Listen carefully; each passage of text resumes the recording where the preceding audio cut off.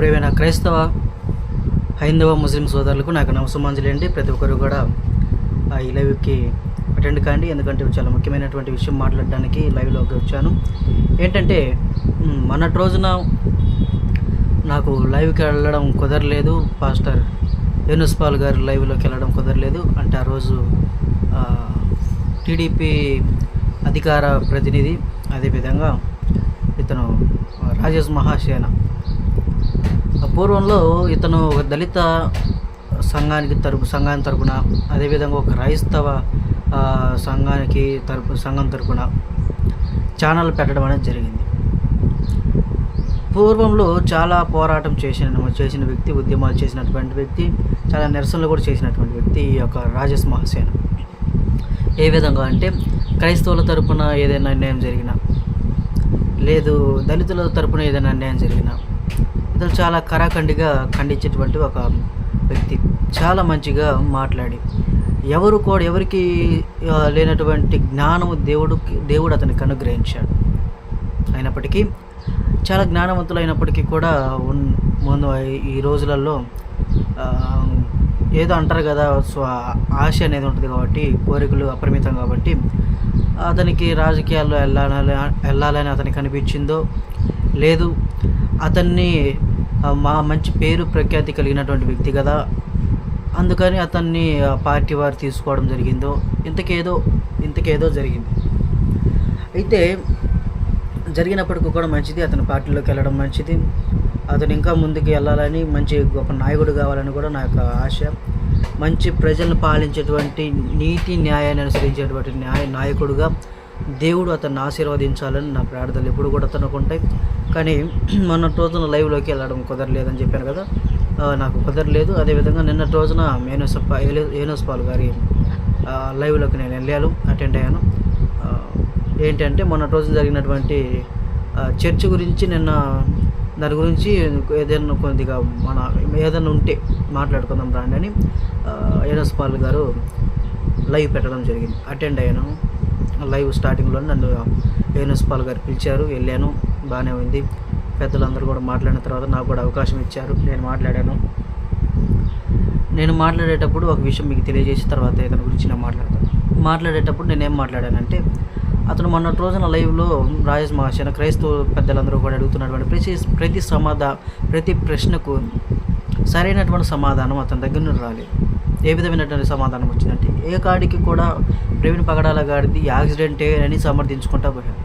పార్టీకి చెడు పేరు వస్తుందేమో, పార్టీని కించపరుస్తారేమో అనేటువంటి భయంతో పార్టీకి సపోర్ట్ చేసుకుంటా మొన్న జరిగినటువంటి లైవ్లో మాట్లాడడం జరిగింది. ఎంతటితో అయిపోయింది. క్రైస్తవ పెద్దలు ఏదైతే అనుమానాలు వెల్లడించారో, వారికి వినిపించారో, ప్రతి ఒక్క అనుమానానికి జవాబు చెప్పేటువంటి హక్కు ఉంది అతనికి.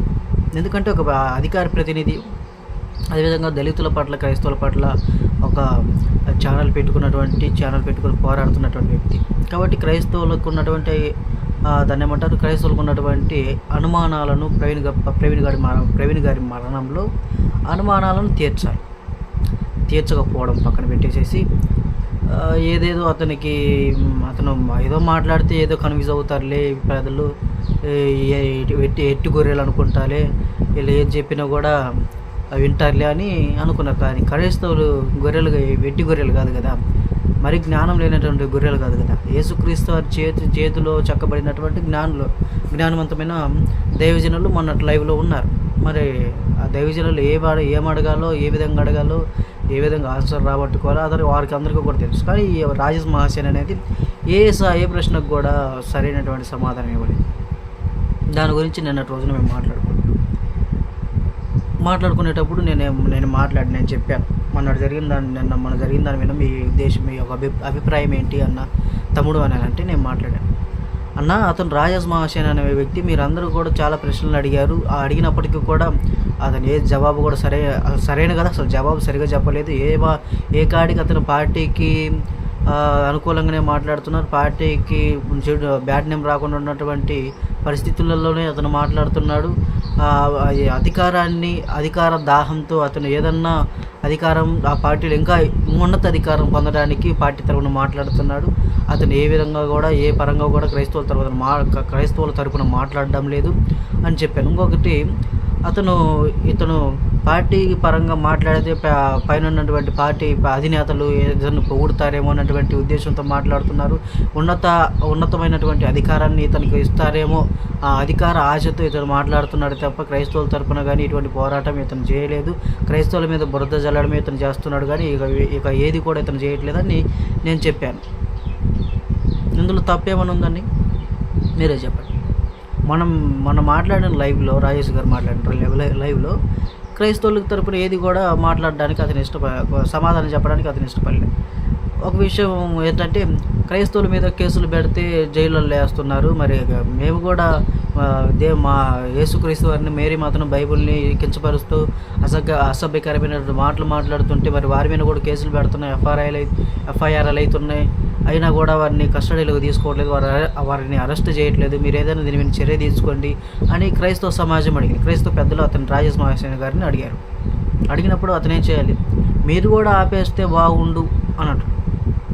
అంటే అప్పుడు అర్థమైంది క్రైస్తవులు ఎప్పుడు కూడా అసభ్యకరమైనటువంటి మాటలు మాట్లాడలేదు, ఎదుటి వారిని తిట్టలేదు, ఎదుటి వారిని కొట్టలేదు. వీరేం చేశారంటే వారు చెప్పినటువంటి క్వశ్చన్కి ఆన్సర్ మాత్రమే చెప్పారు క్రైస్తవ సమాజం. అంతకు మించి ఏది కూడా క్రైస్తవులు చేయలేదు. మరి మేము తప్పు చేస్తే మీరు కూడా ఆపితే బాగుండు, మీరు తప్పు చేస్తున్నారు, వాళ్ళు తప్పు చేస్తున్నారు, ఇద్దరే కదా అని అంటే సరిపోయింది. మేము తప్పు చేయట్లేదు కదా, మరి మమ్మల్ని ఎందుకు ఆగమన్నారు? వాళ్ళు ఆపితే మేము ఆగుతాం, తప్పు చేసినా చేయకపోయినా మేము ఆపుతాం. కానీ ఆ మాట అనకూడదు కదా. నేను చూసుకుంటాను ఆ విషయంలో అని అనాలి కదా. ఏదో మళ్ళీ ఇంటికి వెళ్ళిన తర్వాత ఫోన్ మాట్లాడారు వేరే వ్యక్తితో, నేను వారందరినీ కూడా ఖండిస్తున్నాను, వారందరినీ కూడా వారంతా చూస్తానని మాట్లాడాడు అని ఆ లైవ్లో ఒక అతను చెప్పారు. అతని పేరు బహుశా గుర్తు రావట్లేదు. ఏనుస్పాలు గారి లైవ్లోనే చెప్పారు. లైవ్లో పర్సనల్గా చెప్పాల్సింది, లైవ్లో పబ్లిక్లో చెప్పండి. అప్పుడు క్రైస్తవ సమాజం మిమ్మల్ని నమ్ముతుంది, 100% నమ్మింది. మీరు లైవ్లో చెప్పడానికి భయపడి లైవ్లో చెప్తే మళ్ళీ హైందవ సమాజం నన్ను వ్యతిరేకిస్తుందేమో, మరి హైందవులకు సపోర్ట్ చేస్తున్నటువంటి మా పార్టీలో ఉన్నటువంటి అధినేతలు నన్ను విమర్శిస్తారేమో, నన్ను తీసేస్తారేమో అని భయపడి లైవ్లో చెప్పకుండా బయట చెప్తే అది అధినేతలకు తెలియదు కదా. వాళ్ళకి తెలిసేటట్లు చెప్పాలి. ఎందుకంటే నువ్వు ఒక క్రైస్తవునిగా కాకపోయినా, క్రైస్తవుడు అని కాదు, ఒక న్యాయంగా పోరాడుతున్నావు కాబట్టి న్యాయం తరపున మీరు పోరాడాలి. కాబట్టి మీరు న్యాయం తరపున పోరాడడానికి ఇటువంటి భయపడాల్సిన అవసరం లేదు. నాకు ఉన్నటువంటి అధికారం మీదే నాకు ఉన్నటువంటి పేరు ప్రఖ్యాతులు పోతాయని అవినీతి చేయకూడదు కదా ఎవరు కూడా, ఏ రాజకీయ నాయకుడు కూడా. మరి అవినీతి చేయడానికే మీరు పాటుపడుతున్నారు. నీతి చేయాలనుకుంటే మీరు లైవ్లోనే చెప్పేవారు కదా, నేను వాళ్ళంతా చూస్తారని. లైవ్లో చెప్తే ఇబ్బంది అవుతుందేమో అని పర్సనల్గా చెప్పారన్నమాట. పర్సనల్గా ఎంత నిజమో ఎంత అబద్ధమో చెప్పింది మనకైతే తెలియదు. అయితే నేను ఈ మాటలు మాట్లాడాను మీకు ముందుగా చెప్పినట్లు. నేను ఈ విధంగా ఏనుస్పాల్ గారి లైవ్లో నిన్నటి రోజున మొన్న జరిగినటువంటి లైవ్ గురించి మాట్లాడడం జరిగింది అని చెప్పాను. నేను మాట్లాడిన దాంట్లో ఎటువంటి తప్పు ఏమన్నా ఉంటే మీరు కామెంట్ చేయండి. అన్న మీరు చెప్పింది కరెక్ట్ కాదు, తప్పు అన్నది అని చెప్పండి, నేను ఏకీభవిస్తాను. అయితే ఈ యొక్క మాటలు మాట్లాడేటప్పుడు నన్ను పూర్తిగా కూడా మాట్లాడనీయకుండా మధ్యలో క్రాంతి కుమార్ అన్న రావడం జరిగింది. క్రాంతి కుమార్ అంటే నాకు చాలా అభిమానం. క్రైస్తవ పెద్దలు ఉన్నటువంటి ఒక వ్యక్తి, చాలా జ్ఞానం ఉన్నటువంటి వ్యక్తి, దేవుడు చేతులు వాడబడుతున్నటువంటి దైవ సేవకులు. అతని మీద నాకు ఏ చెడు అభిప్రాయం లేదు. అయినప్పటికీ నేను మాట్లాడేటప్పుడు అతను రాకూడదని కాదు, నేను చిన్నపిల్లని, అతను రావచ్చు, ఏదైనా సజెషన్ ఇవ్వచ్చు, అది కాదు తమ్ముడు ఇదే చెప్పొచ్చు. కానీ అక్కడ అది అలా మాట్లాడలేదు. అతను ఎలా మాట్లాడాడంటే, మీరు మాట్లాడడం చాలా తప్పు అంటే, నేను అటు తప్పేం మాట్లాడలేదు. ప్రశ్నించే హక్కు మనకుంది. మనోజ్ గారు చెప్పారు నిన్నటి లైవ్లో చెప్పారు, ప్రశ్నించే హక్కు మనకుంది. ప్రశ్నించే గొంతును మనం ఎందుకు నొక్కాలి? ప్రశ్నించడానికి ఆ తమ్ముడుకున్నటువంటి అభిప్రాయం ఆ తమ్ముడు చెప్తున్నాడు. మరి అతని అభిప్రాయం చెప్తున్నప్పుడు నీకేం పని? మరి గొంతు ఎందుకు నువ్వు నొక్కేస్తున్నావు? అబ్బాయి ఆ తమ్ముడు గొంతు నొక్కకూడదు కదా, అబ్బాయి చెప్పేది తప్పేం లేదు కదా. అసలు టైటిల్ ఏంది? మొన్నటి జరిగిన చర్చపై మీ యొక్క ఒపీనియన్ ఏంది, మీ ఉద్దేశం ఏంటి అని లైవ్ పెట్టారు. మా ఉద్దేశమే తెలియజేస్తున్నాం. నా ఉద్దేశం నాది, నీ ఉద్దేశం నీది. అది కాకుండా మొన్న వచ్చినప్పుడు ఆయన పొగిడాము, ఈరోజు ఆయన తిడుతున్నాము. మరి బయటికి పోయి నాకు ఇదిగో చూడండి క్రైస్తవులు ఇలా చేస్తున్నారు, మొన్న పొగిడారు ఈరోజు తిడుతున్నారు. ఆయన మొన్న పొగిడింది ఏం లేదు, నిన్న తిట్టింది ఏం లేదు అతన్ని. మొన్న ఏదైతే ఉందో నిన్న అదే ఉంది. మొన్న ఏ విధంగా అయితే వ్యవహరించాడో నిన్న కూడా అదేటువంటి అతని వ్యవహారమే ఇక్కడ తీసుకొచ్చాము. అతను చేసింది ఇక్కడ తీసుకొచ్చాము. అతను లేని మనం తీసుకురాలేదు కదా. అతను చెయ్యింది మనం తీసుకురాలేదు. అతను ఒప్పుని తప్పుగా మనం చేసి మాట్లాడలేదు.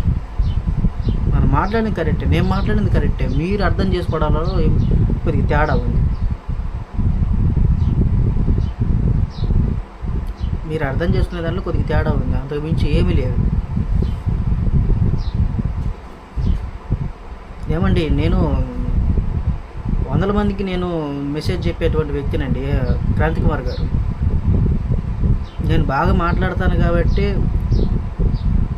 నాకు కొద్దిగా నత్తుండొచ్చు, మాట తడబడినప్పటికీ కూడా నేను ఇంకోసారి దాన్ని ప్రయత్నించి మంచిగా మాట్లాడతానని తెలిసే నన్ను ఆయా ప్రజలు నా యొక్క స్పీచ్ని ఇష్టపడతారు, నా వాక్యాన్ని ఇష్టపడతారు. నేను సమాజానికి మంచి కోరేటట్లే చెప్తాను, సమాజం బాగుపడాలనే చెప్తాను. బైబిల్ పరంగా క్రైస్తవులు బాగుపడాలని చెప్తా, సమాజం బాగుపడాలని చెప్తా. ఒక విధంగా చెప్పాలంటే ప్రవీణ్ కుమార్ గారు ఏ విధంగా అయితే సమాజం బాగుపడాలని చెప్తారో, ఏ విధంగా అయితే క్రైస్తవులు బాగుపడాలని చెప్తారో, ఆ విధంగా నేను కూడా చెప్తాను. ఆ విధంగానే నా దేవుడు నాకు చెప్పమన్నాడు, ఆ విధంగా నేను చెప్తాను. నేను చెప్పే స్పీచ్లు చాలామంది ఇష్టపడతారు. నేను చెప్పే స్పీచ్ ఇష్టపడబట్టే యోనాస్ పాల్ గారు నాకు లింక్ పెట్టారు వాట్సాప్లో. నాకు మాట్లాడడం చేత కాకపోతే నాకు లింక్ పెట్టేవారు కాదు కదా. నేనేమన్నా పెద్ద మీకన్నా పెద్ద దైవ సేవకునేం కాదు, మీకన్నా పెద్ద జ్ఞానేనేం కాదు. నాకు దేవుడిచ్చిన జ్ఞానంలో కొంత, దేవుడు నాకు ఇచ్చినటువంటి అవకాశంలో కొంత సమయం నేను చర్చించడానికి మేము సోషల్ మీడియా పరంగా ముందుకు వస్తాం. నా మాట విధానం యోనాస్ పాలానికి తెలిసి నేను చెప్పే విధానం అతనికి అర్థమయ్యి యోనాస్ పాల్ గారు నన్ను ఆహ్వానించడం జరుగుతుంది. ఏ లైవ్లో కూడా నేను రిక్వెస్ట్ పంపగానే అంటే నన్ను ఆహ్వానిస్తారు. ఎందుకంటే నేను మాట్లాడతా, ఏదైనా నేను మాట్లాడుతున్నప్పుడు నాకు నత్తి మాత్రం వచ్చు, కానీ దాంట్లో ఎటువంటి విషయం తప్పిపోదు. అంత స్పష్టంగా మాట్లాడుతున్నాను. అది మీకు అర్థం కావట్లేదు. మీరు అనుకుంటున్నారు నేనే గొప్ప, నాకే అన్ని తెలుసు అని అంటున్నారు. అదేవిధంగా హనీ జాన్సన్ అన్న కూడా మీరు తప్పు పట్టారు. అతనుకున్న జ్ఞానంలో నేను చెప్పాలంటే బాధపడబాకనన్నా, మీ మీద నాకు కోపం లేదు. మొన్న ఒక్క విషయంలో నాకు నచ్చలేదు అంతే. హనీ జాన్సన్ అన్నను కూడా తప్పు పెట్టారు. అతను ఏం తప్పు మాట్లాడలే. అన్యాయం తరపున అతను ఎందుకు ఇలా అన్యాయం జరుగుతుంది మాకు అని మామూలుగా సాఫీగా చెప్పుకుంటే సరిపోయేది. ఉద్రేకంతో కోపంతో చెప్పాడు. ఆ కోపంతో చెప్పిన మాటలలో కూడా ఎటువంటి తప్పు లేదు. లాస్ట్ ఒక వర్డ్ అంతే తప్పు వచ్చింది. ఏది బీసీసీ సర్టిఫికేట్ మీకు ఉంది అని, అది కూడా తప్పు అని నేను అనుకోను. ఎందుకంటే ఇప్పుడు గవర్నమెంట్లలో అక్కడక్కడ అది ఆ విషయం గురించి మాట్లాడుతూనే ఉన్నారు. ఆ విషయం గురించి మాట్లాడుతున్నా కాబట్టి అన్న కూడా చెప్పాడు. సరే, ఆ విషయం గురించి ప్రభుత్వం మాట్లాడకపోయినా బీసీసీ సర్టిఫికేట్లు అడగడం అనేది రాంగ్. ఆ ఒక్క విషయం వల్ల నేను కూడా సమర్థించాను. ముందు మాట్లాడిన మాటలు మొత్తం కూడా అన్నది ఎటువంటి తప్పు కూడా లేదు. దాన్ని తప్పు పడతాను, దాన్ని నేను ఏకీభవించను. అంటే నీ మాట అందరూ నాలే, నీకేనా తెలుసు, మాకు తెలియవా? ఏం తెలియవా? మాకు దేవుడు జ్ఞానమే లేదా? సరే, నాకంటే జ్ఞానం లేదనుకో, ప్యానల్లో ఉన్నవారు మొత్తం అతను చెప్పింది తప్పేం కదండి, లాస్ట్ ఒక వర్డ్ ఒకటే తప్పు వచ్చింది, అతను చెప్పిన మొత్తం కరెక్టే అని అంటున్నారు. మరి వారు కూడా నీకన్నా జ్ఞానవంతులు కాదంటారా? ఏదైనా నేను ప్రశ్నిస్తే మీరు కోపంతో రగిలిపోతారు. మనోజ్ గారు మిమ్మల్ని ప్రశ్నిస్తే నేను ముందు నుండి పోరాటం చేస్తున్నటువంటి వ్యక్తినండి, నా ఫేస్బుక్ ఐడి చూడండి, ప్రొఫైల్లో చూడండి, నా వీడియోలు చూడండి అని అంటే, అవును, చూడమండంలో తప్పే ఉంది, తప్పేం చేయమన్నట్లే కదా. చూడమన్నారు, నీ ఇష్టమైతే చూడు, లేకపోతే లేదు. అతని మీద కోపపడడం ఏంది? నువ్వే నా యూట్యూబ్ ఛానల్ చూడు అని అనడం ఏంది? ఒక క్రైస్తవునిగా ఎదురు సమాధానం చెప్పాల్సిన అవసరం లేదు కదా. తప్పు ఉంటే చెప్పాలి, తప్పు లేకపోతే మెలకొని ఉండాలి కదా. మరి మరి మీరు అంతగా ఉద్రేకంతో, కోపంతో మాట్లాడుతున్నప్పటికీ కూడా పూర్తి క్రైస్తవంలో లేనటువంటి మనోజ్ అన్న ఏ విధంగా నవ్వుతూ మీరు మాట్లాడే మాటలను ఆహ్వానించుకుంటున్నాడు. చాలా చాలా శాంతిగా మీరు మాట్లాడే ప్రతి ఒక్క మాట నవ్వుకుంటే దాన్ని రిసీవ్ చేసుకుంటున్నాడు. ఆ విధంగా క్రైస్తవులు ఉండాలి. ఓకే, కాన్సెప్ట్లోకి వద్దాం. మన లైవ్ పెట్టినటువంటి దాని గురించి మాట్లాడుకుందాం. ఏంటంటే రాజేష్ మహాశన్ రీసెంట్గా ఇంతకుముందు ఒక 1 అవర్ అయి ఉంటుంది. ఏంటంటే చూడండి, తమిళ పెడతాను చూడండి. నేను ఎక్కువ ఏది కూడా అనవసరమైనటువంటి విషయాలు నేను ఆహ్వానిస్తాను. చూడండి,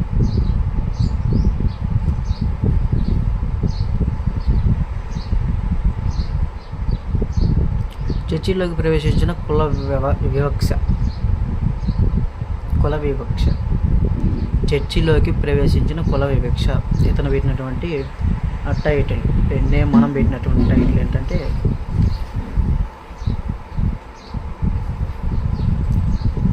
చర్చిలో కుల వ్యవస్థ ఉందా అంటే, కుల వ్యవస్థ అంటే ఒక కులం అని సపరేట్గా చర్చిలో ఎవరు కూడా ఒక కులాన్ని దైవసేవకుడు కానీ ఇతర ఎవరైనా ఒక పరిచారకులు ఒక కులాన్ని ఈ విధంగా, ఒక కులాన్ని ఒక విధంగా, ఒక కులాన్ని ఇంకొక విధంగా, పెద్ద కులాన్ని ఒక విధంగా చూడడం అనేది చర్చిలో ఉందా అని నేను టైటిల్ పెట్టాను. పార్టీ కోసం దైవాన్ని మార్చలేదా నువ్వు అని కూడా పెట్టాను. చూడవచ్చు కదా. కుల వివక్ష అతను పెట్టిన దాని గురించి మాట్లాడుతుంది. కుల వివక్ష, కులాల ఎక్కువ కులమని, తక్కువ కులమని, మధ్య కులమని, గిరిజనులని, దళితులని. చర్చిలో మొదటి నుండి కూడా ఇప్పటికి కూడా ఎటువంటి వివక్ష లేదు. మొదటి నుండి ఇప్పటికి కూడా చర్చిలో కుల వివక్ష అనేటువంటి విషయంలో ఎటువంటి స్వార్థపూరితమైన ద్వేషాలు లేవు, వివక్ష లేదు.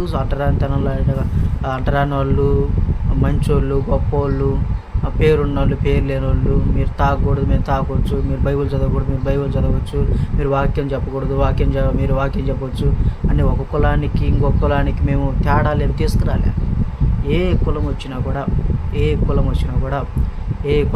అన్ని కులాలు వచ్చినా కూడా మేము కులాన్ని అసలు అసలు ఎవరు వస్తారో మాకే తెలియదు. అసలు ఒక వ్యక్తి వస్తున్నాడంటే ఆ వ్యక్తి ఏ కులమో తెలియదు, ఏ ఊరో తెలియదు, అతని పేరే తెలియదు. అన్ని కులాల వారు వస్తారు, అన్ని వర్గాల వారు వస్తారు, అక్కడ కూర్చొని ప్రేయర్ చేయించుకుంటారు, వెళ్తారు. అంతవరకు. అంతకుమించి మా మందిరాలలో ఎవరు కూడా ఏది కూడా చేయరు. కొన్ని మందిరాలలో మీరు చూపించారని కరెక్ట్, మరి చూపిస్తున్నారంటే మరి వారిని బ్యాన్ చేయాలి. కానీ క్రైస్తవుల మొత్తాన్ని బ్యాట్ చేసుకుంటూ మాట్లాడకూడదు. క్రైస్తవుల మొత్తాన్ని కూడా తప్పుదారి పట్టించుకుంటూ ఎవడో ఒకడు పనికి మాలనోడు తప్పు చేసాడని అందరినీ కూడా మంచి వాళ్ళని పనికి మాలను చేస్తే తప్పు కదండి రాజేష్ గారు, తప్పు కదా. మరి ఆ విధంగా మీరు మాట్లాడడం చాలా తప్పు కదా. ఎవడో ఒకడు చేస్తుంటాడు, వాడిని పట్టుకొని వచ్చి మీరు కూడా ఇలాంటి వాడు అంటే అట్ట కాదు కదా. మరి అలా మాట్లాడకూడదు. కుల వ్యవస్థ ఎందుకు ఉండిద్ది? ఇప్పుడు మా మందిరానికే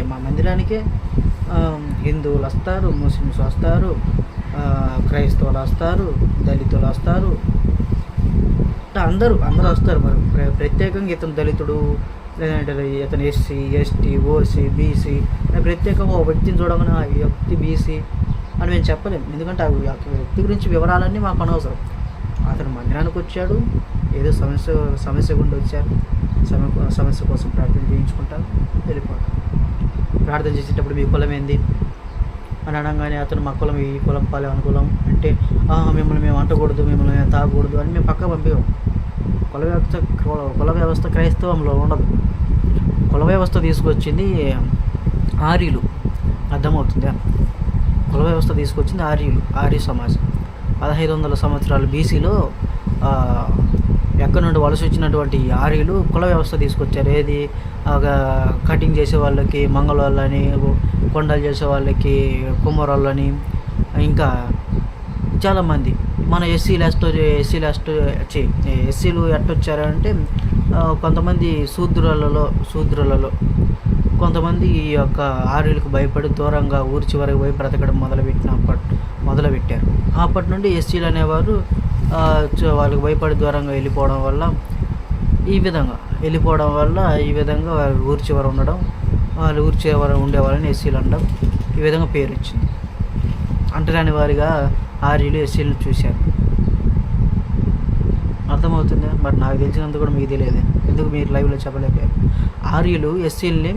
ఎస్సీలు ఆర్యులకు భయపడి దూరంగా ఊరి చివరి బ్రతకడం మొదలుపెట్టినప్పటి నుండి వారు ఇప్పటికి కూడా మన పల్లెలలో చూసుకుంటే మాదిగోళ్ళే కదా ఎస్సీలు అంటే ఎక్కువ శాతం మాదిగా అనేవారు ఉంటారు. వారు ఇప్పుడు కూడా ఊరి చివరి వాళ్ళందరూ కూడా ఒక గుంపుగా ఉంటారు. అప్పుడు జరిగింది కూడా ఇప్పుడు నేర్చుకుంది. అంటే ఇప్పుడు వివక్ష లేదు, కుల వివక్ష ఇప్పుడు లేదు, అందరు కలిసిమెలిసి ఉంటారు, అందరూ హాయ్ బాయ్ ఉంటారు. ఆ విధంగా వచ్చింది. మరికి మీరు ఆ విధంగా చెప్పాల్సింది పోయి కుల వివక్ష మందిరంలో ఉంది, చర్చిలలోకి వచ్చింది. ఏమి నీకు తెలుసు అని చెప్పినావా నువ్వు? అసలు నీకేం తెలుసు అని చెప్తున్నాను? కుల వివక్ష మా మందిరంలోకి వస్తే ఎవరు కూడా అందరికీ ప్రార్థన చేయరు. అసలు కుల వివక్ష క్రైస్తవులలో ఉంటే వీధులు తిరిగి గ్రామాలు తిరిగి మీటింగులు పెట్టుకొని ఇదిగో యేసుక్రీస్తు వారు దేవుడు, యేసుక్రీస్తు వారి ద్వారా ఈ స్వస్థత కార్యాలు జరుగుతాయి, అద్భుత కార్యాలు జరుగుతాయి, యేసుక్రీస్తు వారిని నమ్ముకుంటే మనం ఆశీర్వదించబడతాం, దీవించబడతామని ప్రతి కులానికి చెప్పాల్సిన అవసరం లేదే. కుల వివక్ష ఉంటే ఓన్లీ క్రిస్టియన్స్లోకి వెళ్ళి క్రిస్టియన్స్కి చెప్పేవారు కదా. కుల వివక్ష ఉంటే క్రిస్టియన్స్కి చెప్పేవాళ్ళు కదా. మరి క్రిస్టియన్స్కి చెప్పకుండా అందరికీ చెప్తున్నారే. ఆ విధంగా మనం ఆలోచిస్తే కుల వివక్ష లేదనే కదా అర్థం. ఓన్లీ క్రిస్టియన్స్కి చెప్తే కుల వివక్ష ఉంది అని అర్థం చేసుకోవచ్చు. అందరికీ చెప్తున్నారు. కుల వివక్ష ఉన్నప్పుడు అందరికీ చెప్పాల్సిన అవసరం లేదు కదా. మరి ఏ విధంగా చెప్తున్నారు మీరు? తప్పు, చాలా తప్పు. మీరు పార్టీ కోసం ఇటువంటి అడ్డదారులు దొక్కడం మంచిది కాదండి. పార్టీ కోసం ఏదైనా ఉంటే మీ పర్సనల్గా ఏదైనా చేసుకోండి. అస్సలు నేను చెప్తున్నాను, మీకు క్రైస్తవులతో పనే లేదు. సరే, నేను ఒక క్రైస్తవుని, నాకు అవసరం అంటారా? అసలు క్రైస్తవుల్లో జరుగుతున్నటువంటి ఒక పార్టీలో ఉన్నావు, క్రైస్తవులు అయినప్పటికీ ఒక పార్టీలో ఉన్నావు కాబట్టి నువ్వు పార్టీ సభ్యుడివే. పార్టీలో రాజకీయాల్లో ఉన్నటువంటి వ్యక్తికి హిందువు, ముస్లిం, క్రిస్టియన్ అని భేదాభిప్రాయాలు పార్టీలో ఉన్నటువంటి రాజకీయ నాయకులు ఉండకూడదు. అందరినీ సమానంగా చూడాలన్నప్పుడు మీరు పలాని మతానికి సపోర్ట్ చేసి ఒక మతం మిమ్మల్ని వ్యతిరేకిస్తుంది. కాబట్టి మీరు మామూలుగా ప్రభుత్వం పరంగా అందరినీ ఈక్వల్ చేయాలి, కానీ మామూలుగా పర్సనల్గా కులాలలో మతాలలో పర్సనల్గా జరుగుతున్నటువంటి విషయాలలో మీరు అసలు తలదూర్చకూడదు. రాజకీయ నాయకులు తలదూర్చకుండా ఉండడమే కాకుండా దూర్చి క్రైస్తవుల తరపున పోరాడాలి అని పెట్టినటువంటి మీ యూట్యూబ్ ఛానల్ నుండి, క్రైస్తవులు దళితుల తరపున పోరాడాలి అని పెట్టినటువంటి మీ యూట్యూబ్ ఛానల్ నుండి ఎవరి కోసమైతే పెట్టామో వారికే వ్యతిరేకంగా మీరు వీడియోలు చేస్తున్నారు.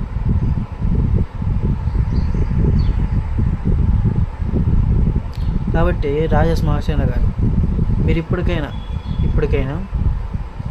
ఏమి మునిగిపోయింది ఏమి లేదు. మీరు క్రైస్తవుల జోలికి రాకపోతే చాలు. మీరు పార్టీలో ఉన్న రోజులు మీరు పార్టీకే సపోర్ట్ చేయండి, మేమేం కూడా అనుకోము.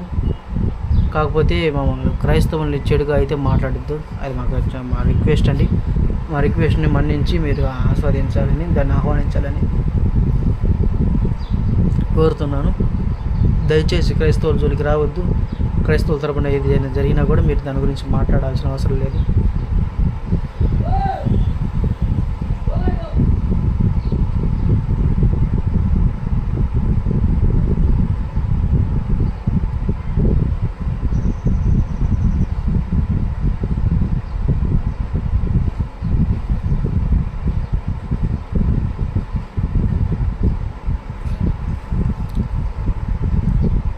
కాబట్టి ఇంకొక విషయం టైటిల్ పెట్టామంటే పార్టీ కోసం దైవాన్ని మార్చింది నీవు కదా పెట్టాము. అదే పార్టీ కోసం దేవుణ్ణి మార్చావు. ఇది మీకు తెలుసు. మిమ్మల్ని నిత్యం మిమ్మల్ని బాధిస్తున్నటువంటి ఒక విషయం ఇది. పార్టీ కోసం, పార్టీలో ఉన్నటువంటి అధికారం కోసం మీరు దైవాన్ని, అంటే మీరు నమ్ముతున్నటువంటి యేసుక్రీస్తు వారిని పక్కన పెట్టారు. ఎందుకు అని అంటే, ఒకప్పుడు మీరు క్రైస్తవుల తరపున న్యాయం ఎటువైపు ఉంటే అటువైపు పోరాడేవారు. ఇప్పుడు క్రైస్తవుల తరపునే న్యాయం ఉన్నప్పటికీ కూడా దాన్ని అన్యాయంగా తీర్చిదిద్ది మీ ఛానల్లో వీడియోస్ చేస్తున్నారు. ప్రవీణ్ పగడాల గారి విషయంలో కానీ, ఇప్పుడు మీరు చేసిన కుల వివక్షలో కానీ, అభినయ దర్శన విషయంలో కానీ, లేదంటే వికేఆర్ గారి విషయంలో కానీ, ఇలా చాలామంది పాస్టర్ల మీద బురద జల్లుకుంటూ మంచి వారి మీద బురద జల్లుతున్నారు, చెడు వారి మీద బురద జల్లుతున్నారు. ఈ విధంగా క్రైస్తవుల మీదకి వ్యతిరేకమైనటువంటి భావన మీలోకి వచ్చింది. అది క్రైస్తవ సమాజం మొత్తానికి తెలుసు, హైందవ సమాజం మొత్తానికి తెలుసు, అందరికీ తెలుసు. ఎప్పుడు మీరు దేనికోసమైతే మీరు మొదలుపెట్టారో ఈ యొక్క దీక్ష, ఉద్యమము, పోరాటము, ఇప్పుడు దానికి వ్యతిరేకంగా మీరు పోరాడుతున్నారు. క్రైస్తవులలో తప్పు చేయకపోయినా దాన్ని తప్పేనని మీరు పోరాడుతున్నారు. హైందువులలో కొంతమంది తప్పు చేసినా దాన్ని ఒప్పేనని మీరు పోరాడుతున్నారు. మరి మీ పోరాటం మంచిదంటారా అండి? మీరు దైవాన్ని తాకట్టు పెట్టినట్టు కదా, దైవాన్ని మార్చినట్లు కదా, కాదంటారా? మీరు నమ్ముతున్నటువంటి విశ్వసిస్తున్నటువంటి యేసుక్రీస్తు వారిని పక్కన పెట్టి వేరే దేవుళ్ళకి సపోర్ట్ చేసుకుంటా, వేరే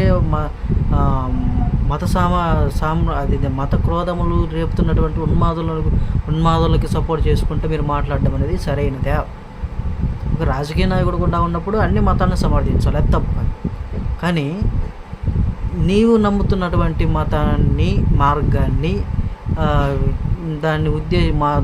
మార్గాన్ని ఉద్దేశించి తప్పుగా మాట్లాడుతున్నటువంటి వ్యక్తి గురించి మీరెందుకు మాట్లాడట్లేదు? మీరెందుకు మాట్లాడట్లేదు? మంచి మాట్లాడుతున్నటువంటి వారి మీద మీరు చర్యలు ఎందుకు తీసుకుంటున్నారు? వారి మీద ఎందుకు కోపడుతున్నారు? నీ ఎంత చూస్తానే నేను ఎందుకు అంటున్నారు? ఒక నిజమైన క్రైస్తవుడిగా మీకు ఉండాల్సినటువంటి అలవాట ఇది కాదు కదా. దేవుడు ఇది కాదు కదా మనకు నేర్పించింది. ఒక మనిషి ఒకే అవతారం ఎత్తాలండి. ఒక మనిషి ఒకే అవతారం ఎత్తాలి.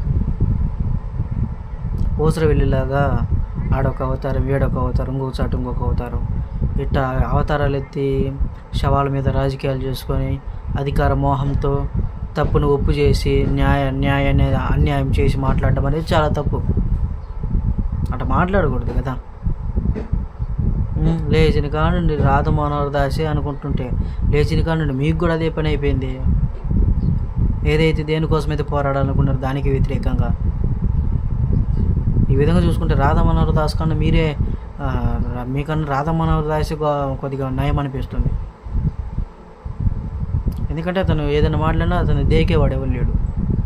మీరు ఒక పార్టీలో ఉన్నారు కదా, మీరు మాట్లాడుతుంటే అందరూ దేకుతున్నారు. ఎంతలా అంటే వారు కూడా బానిసల్లా, ఒక పార్టీకి సంబంధించినటువంటి కూలీళ్ళ. నీకు కూడా చాలామంది కూలీలు ఉన్నారు కదా, నీ మాట కూడా ప్రతి ఒక్క తప్పు మాటను కూడా మీరు నమ్మిస్తున్నారంటే వారు మీకన్నా తప్పుడు వాళ్ళని అర్థమవుతుంది. ఒకసారి మీరు లైవ్ పెట్టినప్పుడు, మీరు ఏదైనా వీడియోలు పెట్టినప్పుడు మీ కింద కామెంట్స్ చూసుకోండి. మీకు ఎంతవరకు సపోర్ట్ ఇస్తున్నారు, ఎంతవరకు సపోర్ట్ ఇవ్వడం లేదు అర్థమవుతుంది. ఎవరు కూడా మీకు సపోర్ట్ ఇవ్వట్లే, మీరు చేసేది తప్పే అంటున్నారు అర్థమవుతుంది. ఎవరు కూడా మీకు సపోర్ట్ ఇవ్వట్లే. ఎందుకండి? రాజకీయాలలో ఉన్నారు, రాజకీయం వరకే చూసుకోండి. బయట విషయాలు మీకెందుకు? అవసరం లేదు కదా, ఇవన్నీ అవసరం లేదు కదా, మీకు అవసరం కాదు కదా. మీ రాజకీయాలు ఏందో మీరు చూసుకోండి.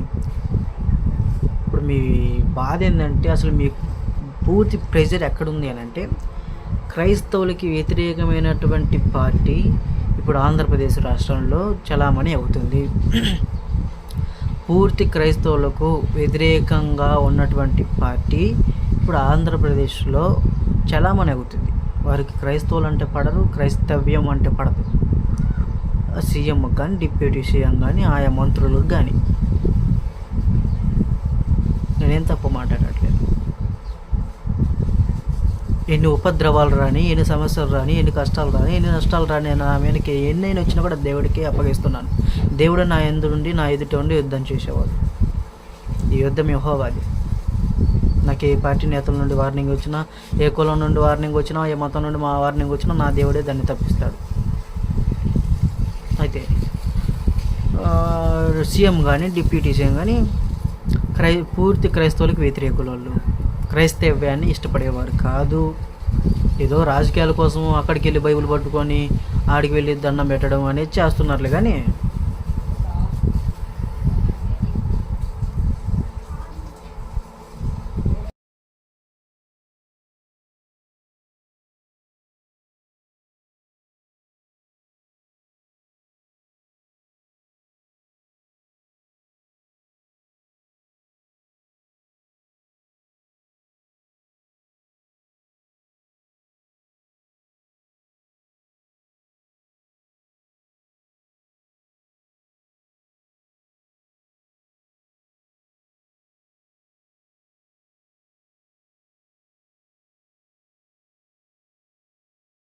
కొద్దిగా ఈ నెట్వర్క్ ప్రాబ్లం వల్ల వీడియో అనేది ఆగింది. ఏంటంటే డిప్యూటీ సీఎం కానీ పూర్తి క్రైస్తవులకు వ్యతిరేకులు. క్రైస్తవ్యం అంటే నచ్చని వాళ్ళు, క్రిస్టియానిటీ అంటే అసలు నచ్చని వాళ్ళు. ఏదో రాజకీయ లబ్ధి కోసం, రాజకీయ ఓట్ల కోసం, గెలుపుకి సంబంధించిన ఓట్ల కోసం ప్రచారంలో క్రైస్తవుల ఇంటికి వెళ్ళి దేవుని మొక్కినట్లు, బైబిల్ పట్టుకున్నట్లు, బైబిల్ వాక్యాన్ని ఇతను ఏదో బైబిల్ చదివి ఇతను వాక్యాన్ని పాటించే విధంగా పాటించినటువంటి వ్యక్తిగా మాట్లాడడం అనేది ఇది పార్టీ లబ్ధి కోసం, రాజకీయ లబ్ధి కోసం చేసేటువంటి విషయాలు ఇవన్నీ మనకు తెలుసు. ఇప్పుడు చలామణిలో ఉన్నటువంటి పార్టీ. అయితే ఈ పార్టీకి క్రైస్తవులన్నా, క్రిస్టియానిటీ అన్నా, యేసుక్రీస్తు అన్న ఈ పార్టీకి నచ్చదు. పార్టీలో ఉన్నటువంటి ఉన్నతాధికారులకు నచ్చదు. ఈ ఉన్నతాధికారులకు నచ్చనటువంటి విషయాన్ని ఈ ఉన్నతాధికారులకు కింద ఉన్నటువంటి ఈ రాజస్ మహాసేన లాంటి వారు పైన వారికి నచ్చిన విషయాన్ని వీరికి నచ్చినట్లు మాట్లాడితే వారు వీరిని అధికారం నుండి తొలగిస్తారు. పైన ఎవరైతే వారికి ఇష్టమైందో వీరు కింద ఉన్న కూడా అదే చేయాలి. వాళ్ళకి ఇష్టం లేనిది వీళ్ళు ఇష్టమైనట్లు చేశారా, వీళ్ళు అధికారం తొలగిస్తారు. ఈ అధికారం తొలగిస్తారేమో అని అన్నటువంటి భయంతో ఇతని సొంత మతమైనప్పటికీ, ఇతను కొలిచే దైవమైనప్పటికీ, ఆ దైవాన్ని, దేవుణ్ణి పైన ఉన్నటువంటి రాక్షసుల స్వార్థం కోసం ఇతని మతాన్ని కూడా దైవాన్ని, దేవుని కూడా హతమారుస్తున్నాడు. ఒక విధంగా చెప్పాలంటే పాతాళానికి తొక్కేస్తున్నాడు.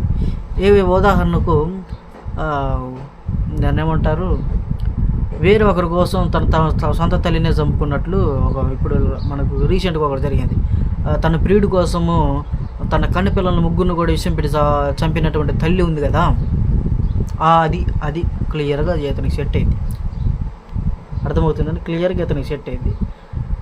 ఏంది ఎవడో ముఖం తెలియనివాడి కోసం సొంత పిల్లలను చంపుకున్నట్లు ఇక్కడ కూడా ఎవరో ముఖం తెలియనటువంటి వాడి స్వార్థం కోసం ఇక్కడ రాజస్ మహాసేన కూడా తన తండ్రి అయినటువంటి యేసుక్రీస్తు వారిని, బైబిల్ని, క్రిస్టియానిటీని తొక్కిపడేస్తున్నాడు. అది కాబట్టి ప్రియ క్రైస్తవ సమాజమా, మీరు అతన్ని సపోర్ట్ చేయొద్దు. అతను చెప్పేదంతా కూడా అబద్ధం.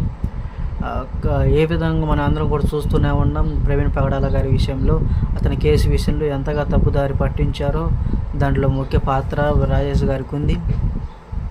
దేవుడు త్వరగా అతని మనసు మార్చాలని, ఏది సత్యమో ఏది అసత్యమో తెలుసుకునేలా అతని కనులు తెరవాలని దేవుడు అతన్ని ఆశీర్వదించి, ఏది నిజంగా నిజాయితీగా ఏ విధంగా ఏ పరంగా ఉంటుందో, ఏ పక్కన ఉంటుందో నిజాయితీ కోసం పోరాడే అటువంటి వ్యక్తిగా రాజేష్ మహాసేనను తీర్చిదిద్దాలని, అతని మనసులో మార్చాలని ఇందు సందర్భంగా దేవునికి ప్రార్థిస్తూ మీ అందరికి కూడా నమస్కారాలు తెలియజేస్తూ ఈ యొక్క లైవ్ కార్యక్రమాన్ని ముగించడం జరుగుతుంది. అందరూ కూడా మన ఛానల్ని